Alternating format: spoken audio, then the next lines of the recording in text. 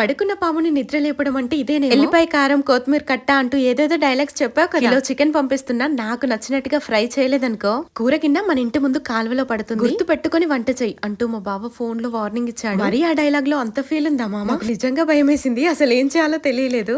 సర్లే అవన్నీ అనుకుంటాం కానీ అన్ని జరుగుతాయా ఏంటి? సర్దుకొని సాగిపోవడమే కదా సంసారం అంటే. ఏంటక్కో ఈ సర్దుకోవడం అంటున్నావు, బట్టలన్నీ సర్దుకొని పారవుతున్నావా ఏంటి అని అనుకుంటున్నారా? అంత లేదులేండి. చికెన్ ఫ్రై మాట పక్కన పెడితే నాకు నచ్చిన లెగ్ పీస్ ఫ్రై అయితే చేసుకుంటున్నాను. ఎక్కడ కాంప్రమైజ్ అయినా సరే చికెన్ చూస్తే మాత్రం ఎక్కలేని ఫుడ్ క్రేవింగ్స్ వస్తాయి. మా పిల్లలు తింటారు అనే వంకతోటి ఇక్కడ లెగ్ పీస్ ఫ్రై అయితే చేశాను. నిజంగా ఎంత బాగున్నాయో. ఉప్పు కారం అల్లం మసాలా కొద్దిగా కార్న్ ఫ్లోర్ నిమ్మరసం కలిపి మంచిగా ముక్కలకు పట్టించేసి డీప్ ఫ్రై చేసేసాను. చాలా సేపు ఫ్రై అయితే చికెన్ అయితే మంచిగా ఉడుకుతుంది. టేస్ట్ మాత్రం చాలా బాగుంది. నిమ్మరసం యాడ్ చేయడం ద్వారా పుల్ల పుల్లగా భలే ఉంది. లెగ్ పీస్ వీడియో కోసం జస్ట్ టేస్ట్ చేద్దాం అనుకున్నా, తెలియకుండానే మొత్తం తినేసా. ఇక మా బావకు చికెన్ ఫ్రై అంటారా? చేస్తా పతిగారి ఆర్డర్స్ పాటించాలి కదా. లైక్ చేస్తారా? Leg piece విసిరేస్తా.